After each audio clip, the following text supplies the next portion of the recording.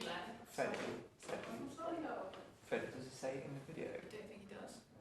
Let me do I don't know. what do we reckon? Pretty sure it doesn't. K-U-L-J-I-T. Culture. Yeah. No, I was going to say that. K-U-L-J-I-T. J-I-T.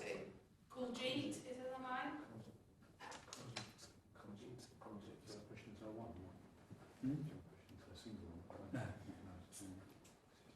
I can't think about it too much. Yes.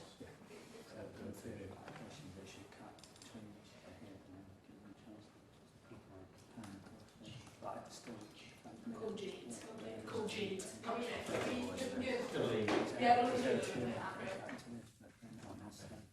Hi everyone, we can just first short walk on. So we're just sharing our screen at the moment. You should see a 10 Downing Street holding slide. That's where you'll be able to see the slides and the public questions as well. Depending on whether you're using a laptop or a mobile phone, you might be able to see other windows, so you should be able to see the webcam in the room to see when they're at the lecterns. But yeah, looking good for a 5 o'clock walk on. Thanks.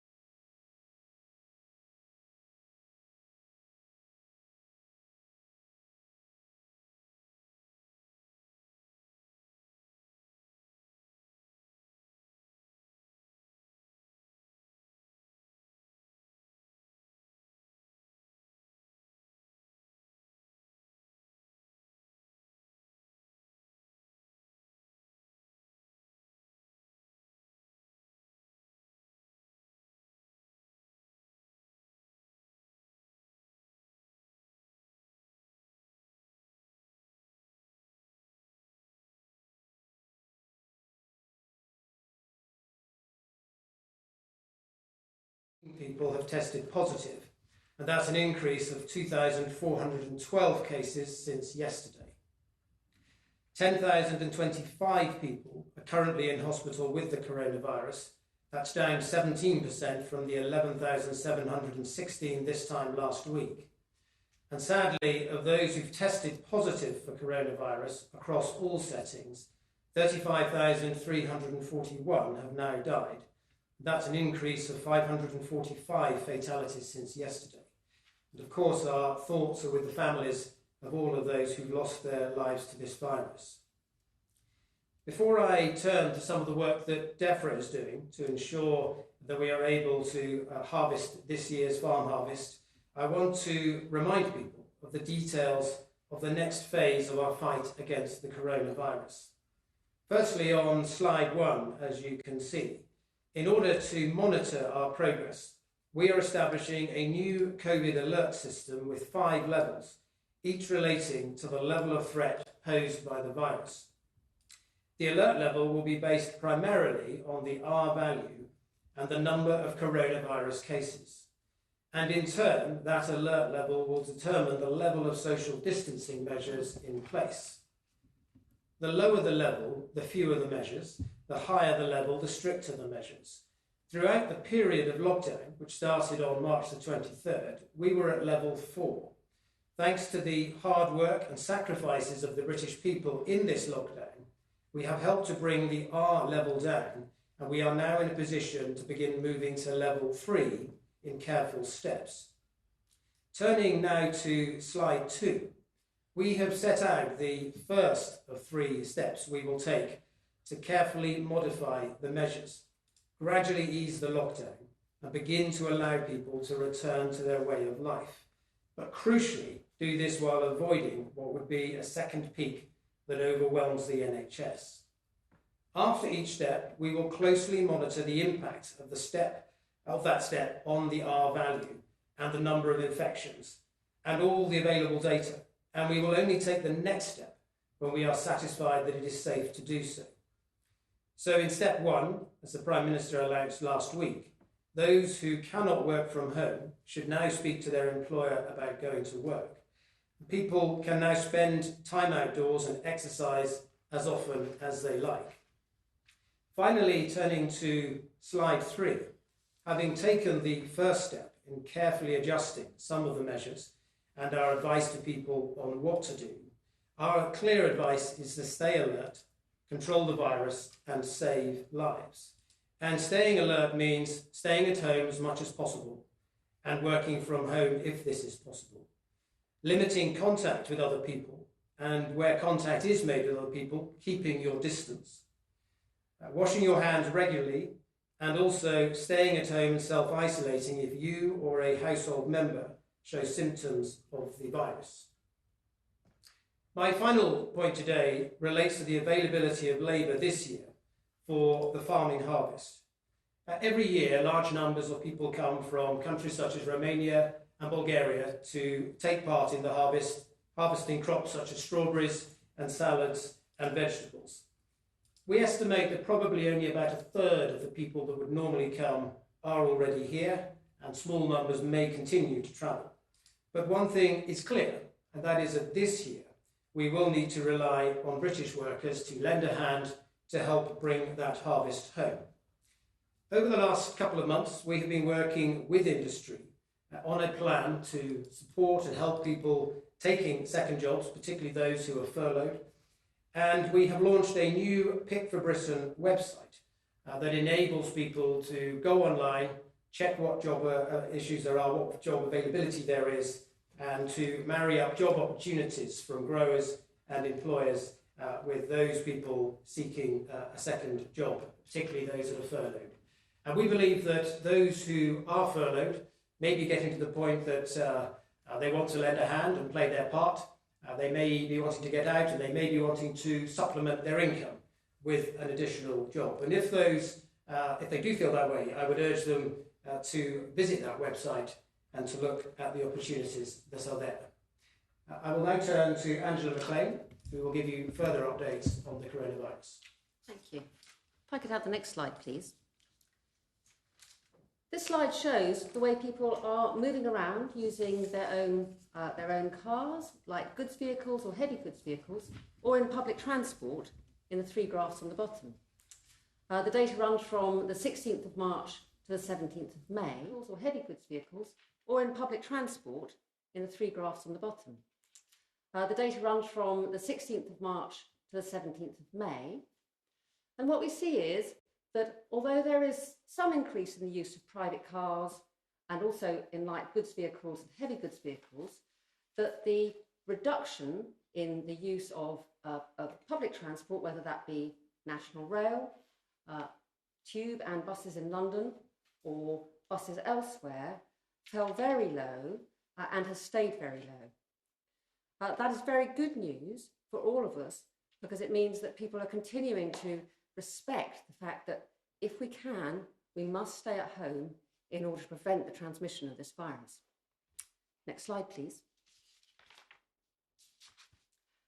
So this next slide, in the top there in red, shows the number of tests being done each day.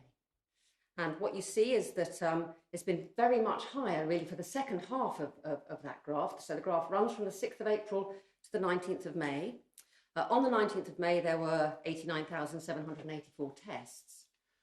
And what that translates into is daily confirmed tests, daily confirmed cases. So each day, how many people across all sorts of different settings had a positive test.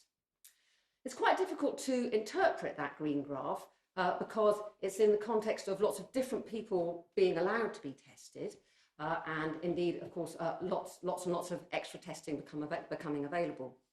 And when I want to know what's happening every day with coronavirus infections, if I could have the next slide, please, I turn to data from hospitals and the estimates of the number of new daily admissions into hospitals each day. So we have this time series best for England, so we tend to look at the English data. And what you see there, so that's really the flow of infected people into hospitals, and it's therefore a much more sensitive way of keeping track of what's happening across the country. So what you see is a graph that rose sharply from the beginning of March. It had already risen before then, and peaked on April the 2nd. And that's actually exactly the date that we would have expected it to peak, given the lockdown that we all took on board on the 23rd of March, and the fact that it would take about 10 days for that sudden drop in the number of new infections to turn into the sudden drop you see there in the number of people arriving in hospital with COVID. And then what you see is that that has fallen fairly steadily since then. It's not falling quite as fast as it was right at the very beginning, and that is a cause for debate about why is that. And a different way of keeping track of how much infection is there in hospital is to look at the numbers of people who are really ill. So the bottom graph there is to do with people who need mechanical ventilation. So those are the people who are really most ill. And what it shows is, of all the facilities that we have, so of all the beds in hospital where there is a mechanical ventilator, how many of them are being used by a patient who is infected with COVID? And what you see is that that peaks, not surprisingly, a little bit later than the peak in new admissions, because of course this is now a much longer, you can only appear once you can only be a new admission once, but of course you can be in a hospital bed for lots and lots of days. And so you see that with a later peak, a flatter peak, and a slower decline, but nevertheless a sustained decline across all four of our nations. Next slide, please. This breaks out the number of people in hospital with COVID-19 right across the UK. So we have it for the four nations of England, Northern Ireland, Wales and Scotland, but England is then broken up into different regions. If we look at, and you can see that there is a fair bit of variability across the different nations and the different regions. What you see is that for some regions, the number of people in hospital has fallen rapidly and is still falling quite rapidly. And for others, the number of people in hospital whilst it's still falling, is not falling as fast as in other places. Next slide, please.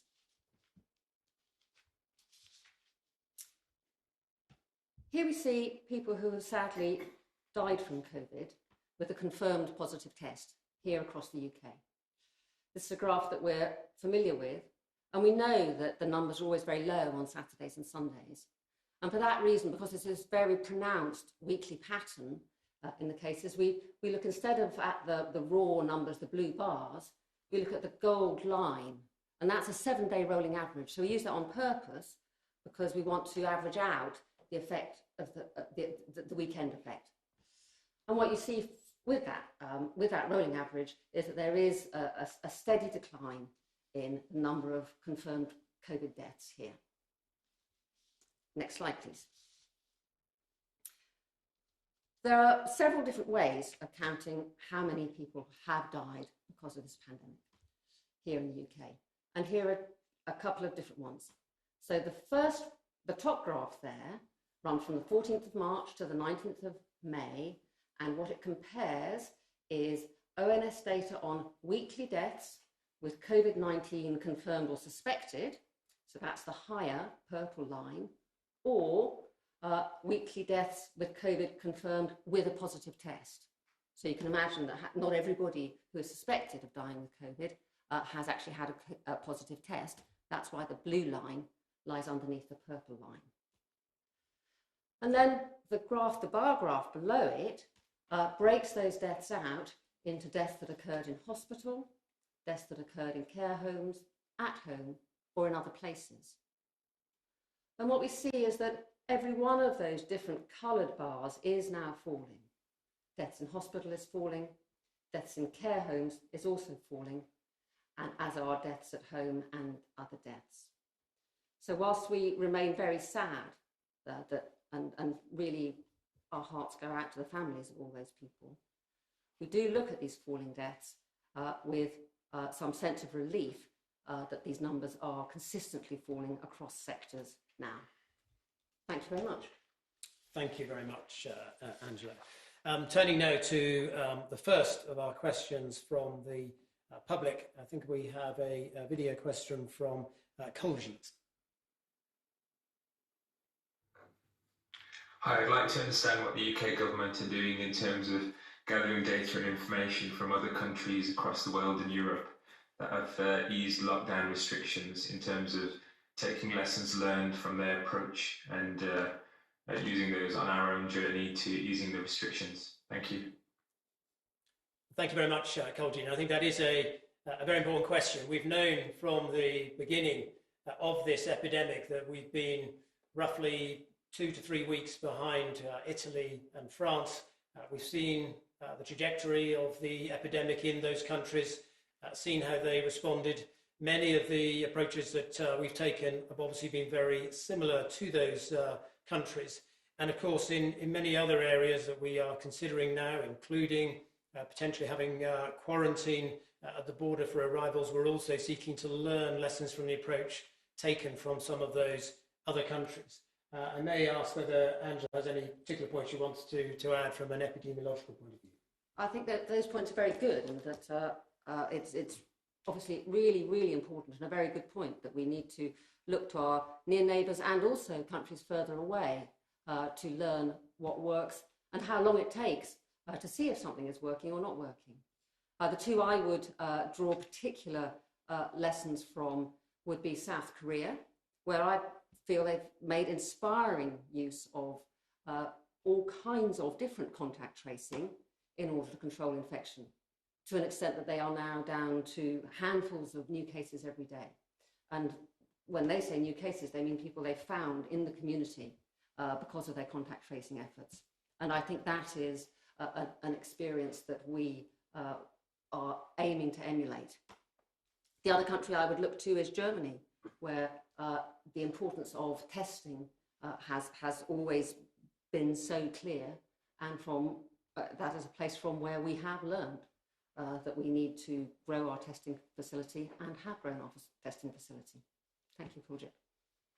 Thank you very much. And the next question we have, I think, is a written one, which is from Nick from Gatwick. And his question is, for those of us that work in sectors of which we cannot return to work, aviation, hospitality, etc., will we see the government increasing the length of payment holidays for both mortgages and loans to ensure we can financially weather this storm too? And Nick, I think the point that I would make on this is that Rishi Sunak, the Chancellor, has announced an unprecedented and very comprehensive package to support both businesses during this time of crisis, but also employees that are affected. So businesses are able to access the coronavirus business interruption loan, and there have also been a number of other grants to help small businesses, and business rates have been set aside.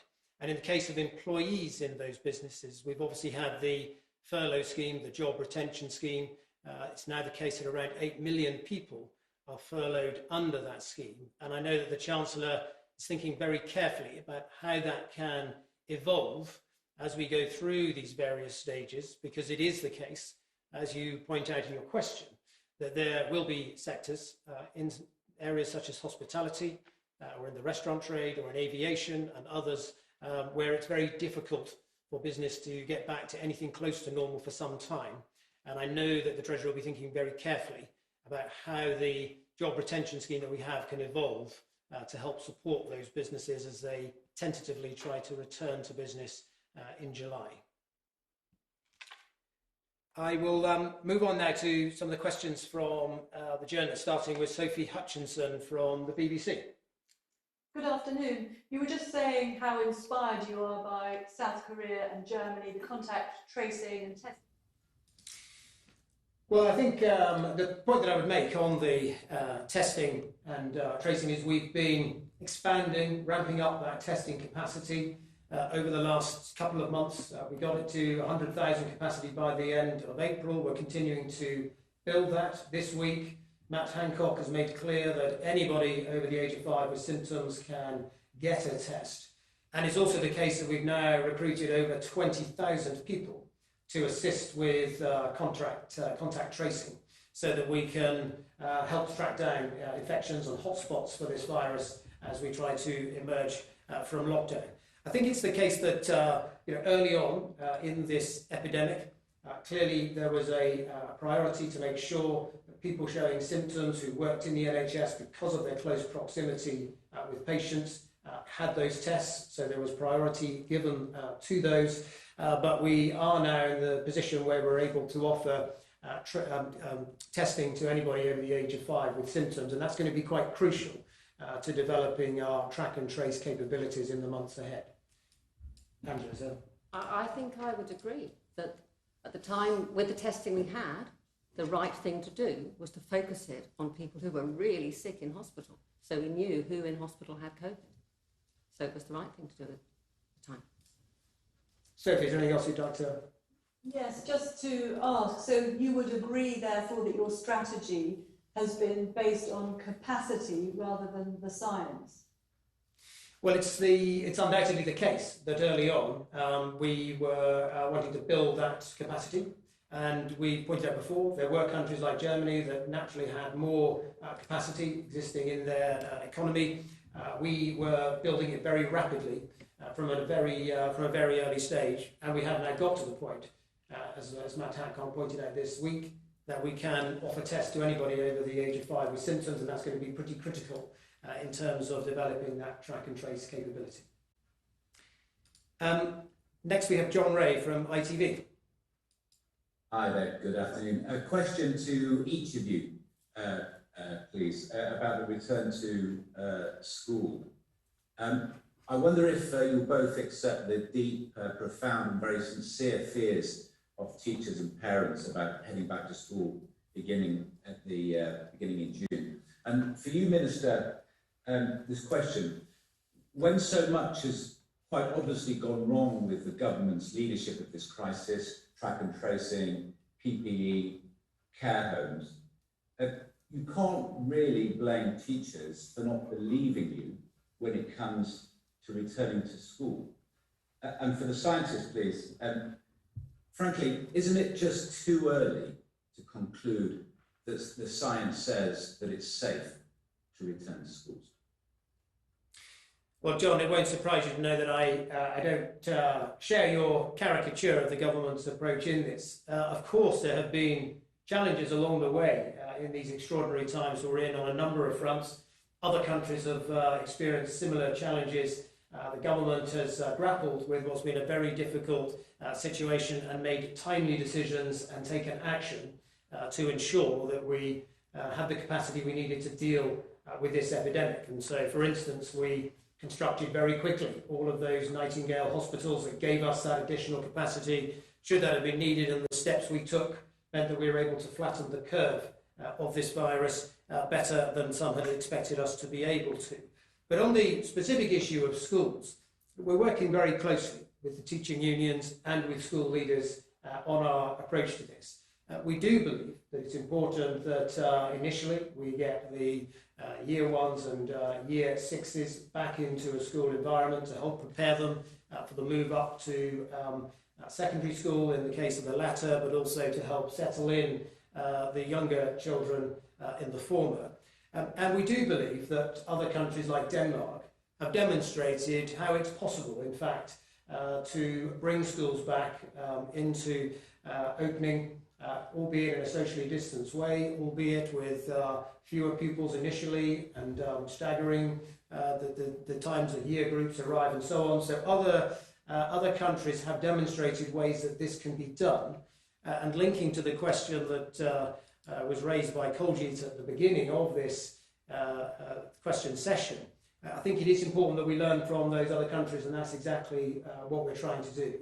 My final point is we should bear in mind that throughout all of this crisis, I completely understand that there is apprehension and anxiety of those who are being asked to return to work, but there are some sectors, like the NHS, like police, like the food sector, who have continued to work, and in the case of the food industry have continued to work and done so successfully by putting in place social distancing measures. So we don't underestimate that there are challenges and there's a job to do to reassure people, but we do believe it's right to embark on this as other countries have. Angela, do you want to add anything? Yes, thank you, John. Our scientists have been very clear in our advice that changes to lockdown, as we modelled them, need a highly effective track, trace and isolate system to be in place. And we're also very clear that any change to social distancing measures should be based upon observed levels of incidence in places that those are going to be changed, not on a fixed state. Okay. John, is there anything else you wanted to pick up to each of you? The scientists, as I understand it, the track and trace will not be in place, fully in place by the 1st of June. So does that affect the scientific advice you're giving? Will it be safe to reopen schools?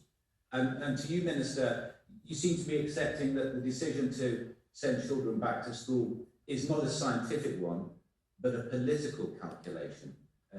Even if that means that there is an aspect of risk for the children. So we're getting a full update on Thursday of exactly what's going to be in place and when. So perhaps you seem to be party to knowledge that I'm not party to. I'm going to wait until see what I get told on Thursday about what's going to be in place by when.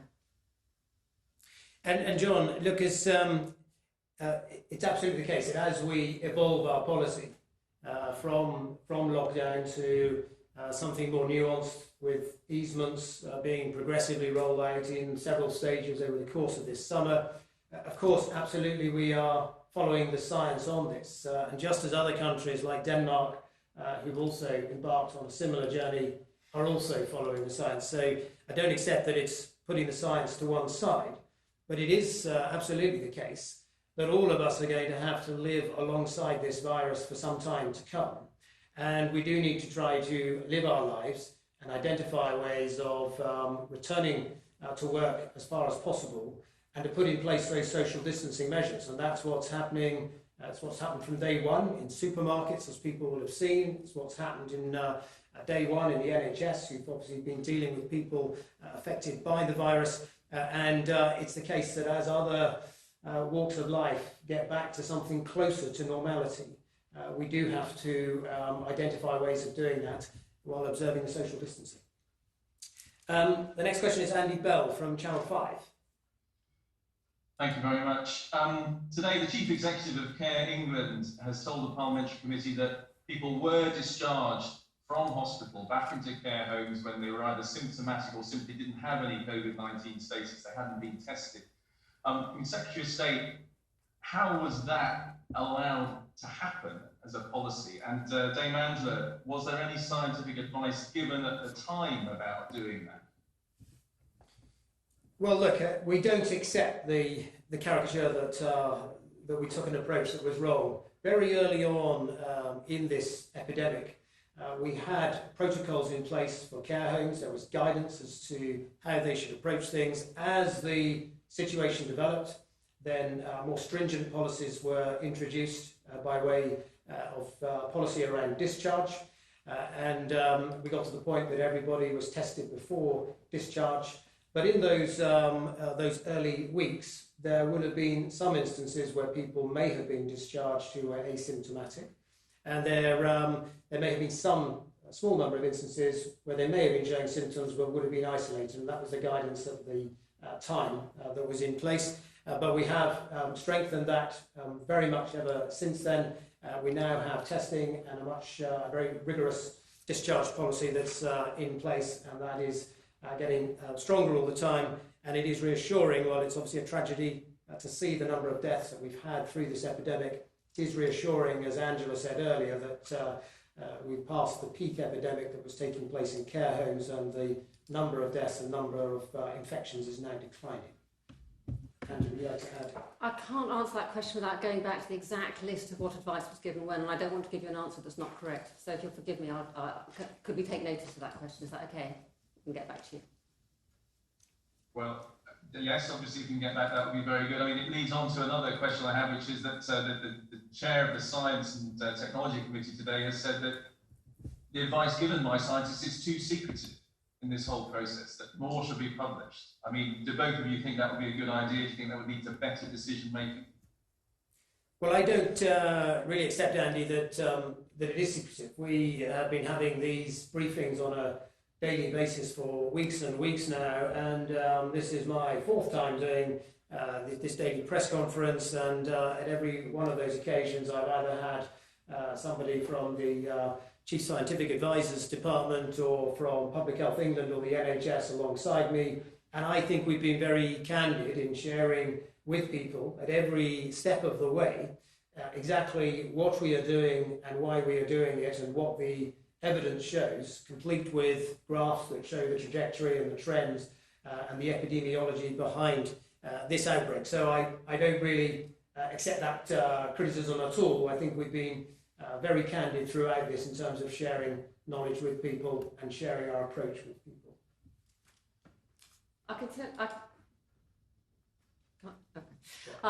We have been really very, very focused on trying to give really high quality advice, completely rooted in evidence. I can assure you that at every conversation we are always challenging each other to say, what is the evidence for that? Our job is to give science advice here and make sure everything we say is rooted in good quality science. I have to admit that I haven't spent much time worrying about how secretive or not secretive it is. I can see that is going to be a big issue when we have a big look back. I'd be more inclined to address that then. I realise that's not what you want me to say, I know, but I don't think that's the most interesting conversation. I said the most interesting conversation is, are we able to give good advice? Thank you very much. Next we have Jane Merrick from the Eye. Thank you. I want to follow up on Sophie's question, first of all to Dame Angela. In February, a WHO China report said that community testing and contact tracing was the best way to tackle coronavirus. So was the decision then, on the 12th of March, to scale back on community testing and contact tracing in the UK, was that based on sound scientific advice? And to the Secretary of State, who takes ultimate responsibility for these decisions and for that decision on the 12th of March? Is it the ministers or the scientists offering the advice? The advice that we gave was certainly took account of what testing was available. It was what was the best thing to do with the test that we had. We could not have people in hospital with COVID symptoms not knowing whether or not they had COVID.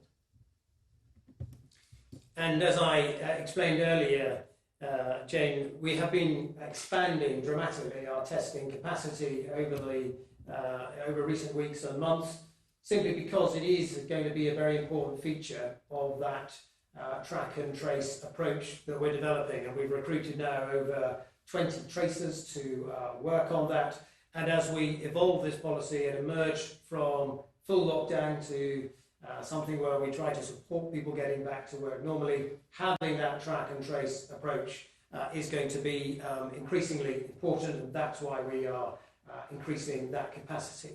As I pointed out earlier, at the beginning of this, when there was an issue of capacity on tests, then of course you needed to prioritise where those tests were most needed. And that was in our NHS. You couldn't have a situation where people working in the NHS did not know whether they had the coronavirus or not. So it was right to initially prioritise the tests for that particular outcome. If I could follow up, just to go back to Dame Angela then, I mean, your colleague Sir Patrick Vallance told the Science Committee on the 25th of March that he wished that there was more capacity available. So are you saying then that even given the sort of the international expertise on coronavirus, it was just what was available at the time, the capacity that was available at the time, that was the best advice that you could give in the context of that capacity? I think that's what I just said, yes. Okay, right. Thank you very much, Jane. And next we have Stefan from City AM. Thank you, Secretary of State. David Frost and the UK Brexit negotiating team have said on multiple occasions that one of the key contentious areas of negotiations has been fishing policy, and that if there isn't any movement on these talks by June, that the deal will be unlikely to go through. This would mean that the City of London is locked out of lucrative EU markets. With this in mind, can you tell me what the government is prioritising higher?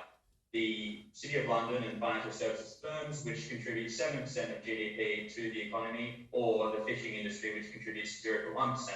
And to Dame Angela, is there any chance of the lockdown being lifted entirely in remote islands or isolated communities in the UK who haven't had any reported cases of COVID-19? Thank you very much, Stefan. The short answer is that we, in this negotiation, are prioritising becoming an independent, self-governing country again. We want to make our own decisions, make our own laws, control our own waters, yes, set our own fishing policy, have a seat at the table where fishing opportunities are negotiated each year, not only with our EU members, but also with countries such as Norway and the Faroes. And we believe that the interests of our economy are best served by us taking back control and making our own laws again, and that is the approach we're taking. And so, as David Frost has pointed out, there are a couple of sticking points so far in these negotiations. One is that the European Union seem to be insisting that we continue to abide by their laws even after we've left. And the second is that the European Union seem to be saying that uniquely among every other country in the world, the UK should give unlimited access to its waters for EU countries, even though we're not any longer part of the common fisheries policy. And both of those, as a point of principle, are wrong, and that is why we've adopted the stance that we have. Well, as you know, you can't ask me what policy might be, but you can ask me what kind of question a scientist is looking at, and I can tell you for sure location is a huge focus of ours at the moment. Of course, I mean, our islands are a very special case, which is, of course, particularly interesting, but there are also other parts of the country that have, the spread of infection across the country is really quite diverse, quite heterogeneous, and that does, of course, raise interesting questions, particularly as we get incidents right down about what should we do about that. Stefan, you're going to come back again. Thank you. I just want to come back to you, Secretary of State. I do understand the rationale for the fishing policy and the negotiations that are going by, but can you say today definitively if they will not be softened for the sake of financial services firms, which contribute so much to the UK economy, getting access to EU markets, which is so important for them? Well, look, I just think in this approach, it's very important that you're clear about your priorities. And one of ours is to become an independent coastal state in control of our own waters again, and managing and controlling access to our waters. That's been our position from the very beginning, and it will not change. And I think it's not something to get into to be saying you have to sacrifice one industry in order to give a leg up to another. That's not the way to approach this negotiation. The way to approach it is to stand up for our interests as an independent country, and that's the approach that we are taking. Now, next we have Ben Fishwick from Portsmouth News. Thank you, Secretary of State. Even with extra government funding, councils are struggling to cover their increased costs during this crisis. Can you commit to matching pound for pound their expenditure and cover any budget shortfalls caused by loss of income? And then separately on testing, we have a testing centre in Portsmouth, but several of our readers who were tested on the 1st of May waited for 2 weeks for a result, despite being told it would be arriving in 48 to 72 hours later. 14 days after their test, several of them were told their results were unclear. Is there the capability to ensure a proper turnaround for testing? Well, Ben, on your latter point, we do recognise that there have been a few reports of people not getting the results to their tests as quickly as they would expect. And it's also the case that there are instances where a test result comes back as inconclusive, and sometimes second tests have to take place. And I might ask Angela in a moment to say a bit more on that.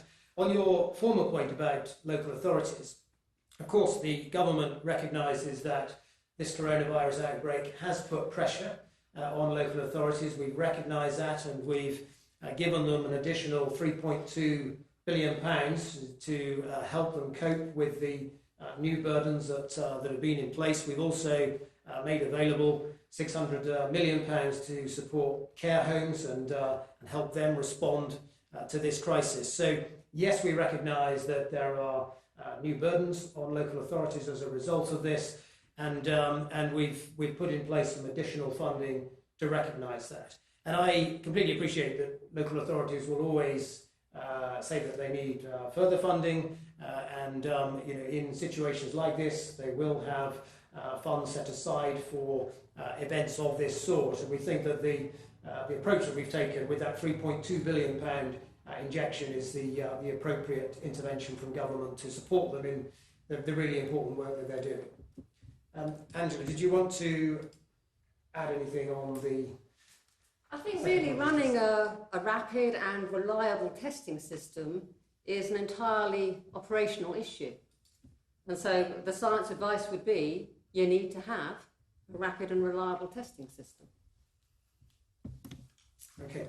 Ben, is there any final thing you want to do? Are you confident we do have a rapid and reliable testing system? I think it's getting better. And one of the things we've actually looked at a lot today is evidence from other countries. And it clearly is possible to set up testing systems with a 48-hour turnaround. Okay, thank you very much, Ben, and thank you to everyone for those questions. I think we've covered a large amount of ground today, but thank you very much.